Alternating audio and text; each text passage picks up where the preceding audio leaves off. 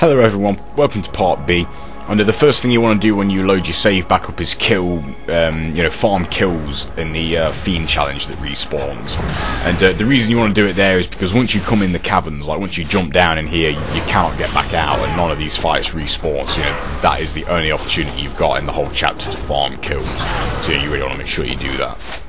And for the first fight, make sure you do your starting ET with the Warhammer or the Debilero so it won't kill him.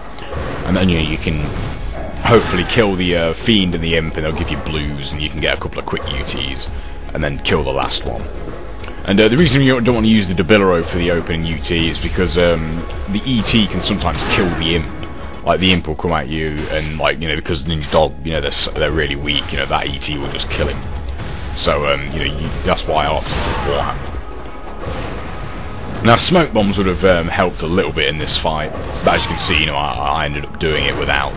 But obviously they would have come in handy. But you can actually go back to the Muramasa in Tyron, like the city, and get whatever you need, because the end of chapter time is really generous in this chapter. You've got 42 minutes, and even with saving after every single fight, and I think I ended up farming about 60 kills, which was about 18 more than I actually needed to, and I still finished with about 6 minutes left, to spare. So you can really sneak in some fights in chapter 13 if you want to. But the reason I don't do that is because it can be quite misleading. Like if you get a really high score in this chapter and then a really low score in chapter 13 because you've done a lot of the fights, it can be misleading in your end of kills and your end scores and that. And again, for these encounters here, it's pretty straightforward stuff. For the opening on a lot of them, you can just charge up UTs and have it ready for when they spawn. The reason I love the Wimmo Shuriken there is because, after they, with how much I played this game, just knowing, the enemies and what they do, normally whenever, the imps do their jumping attack at you, they'll always try and, uppercut you afterwards, so I, love the Wimmo Shuriken at him to stun him. I love that move right there. I just smacks that guy right in the face. But, and I'm really surprised he gave me a blue. But, as I noticed he did, you just forward wire the guy that actually killed the Debilero UT, and, UT his corpse to get an extra UT in there real quick. And one thing I wanted to bring up real quick about, Karma runs in general is saving. That was in the topic I made over on Iberians, about when to save, and, when not to save. And, again, it brings me back to what I was saying about mock runs. It's really important that you do them because you know when to save, and when not to save, and how long to make the gauntlets, and when to do certain fights, and so forth. But the main reason you want to know how to do it, you want to take advantage of is in Ninja Gaiden Black. You've got 30 save slots to take advantage of. And Big Alski mentioned it in one of his videos. You really want to take advantage of that. You can save, in a chapter, you can save after every single fight or gauntlet, and if you feel you've missed points, you can just go back and load that save and get it, as opposed to using 1 or 2 save slots and missing points and not being able to go back because you overwrit the save. So I highly recommend taking advantage of that. On this run, I'm using about, I think, 12 or 13 save slots for this run, so I can save after every single fight I do in a chapter, just in case I want to go back and try for an extra ET or something.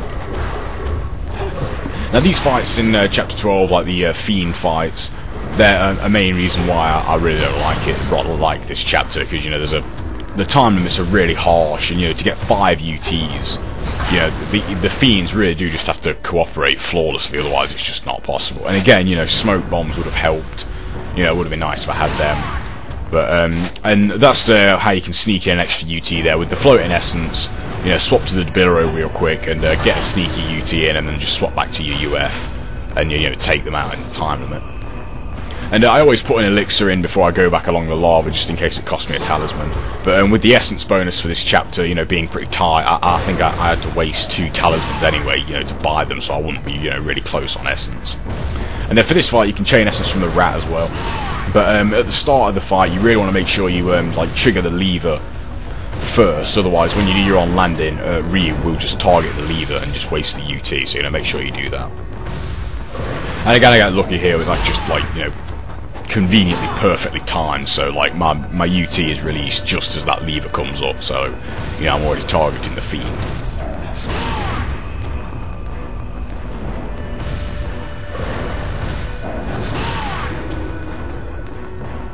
And again, you know, just go back and save, and you can pick up the iron ore that's on like that little like walkway where the dragon door is, and you know, pick up that because you need 4 in total. And then make sure you go this way to chain essence to this fight, because you know, if you go round the long way, you know, there's no way that essence will chain, and you know, just drop down. And that's the reason I was on like specific health, was because when I you know, dropped down to that lava, I know it put me to 5% health, so I wouldn't have to worry about getting hit or anything, because time in this fight is really bad. I thought I was going to get a really good run on it when I killed 2 at the start, because you know, I get my 2 UTs, and I've got 10 seconds to get a UT and jump away, and you know, as always, I get completely screwed and headbutt. But I'll still get lucky, and you know, I'll make this time limit by a fraction of a second. I think it's like by 0.01 of a second. And I just grab the cog and save, and then it's just the 3 boss fights, and then that's it for this chapter. And again, you know, as always, with speed kills, just, you know, use your low health UF with Armour of the Sun. And you know, each boss is worth roughly 200,000. Like, I got like 108, 190, you know, high 190 out of that one. And this is like the most unrewarding speed kill in the whole game. It's just, yeah, really mundane. You just roll under that, charge your UT, and you know, there you go, that's it. Easy 206,000 points there. But you know, it might not look flashy, but you know, it's the best way to get points out of that fight. And then again, just, you know, just go and save, and then come in to do the last fight in this chapter, which is the dragon. And just charge an ET, use celerity as well, because you know, you don't need to use Armour of the Sun, because you know, you can kill him even quicker with celerity, because the charge time's not as long.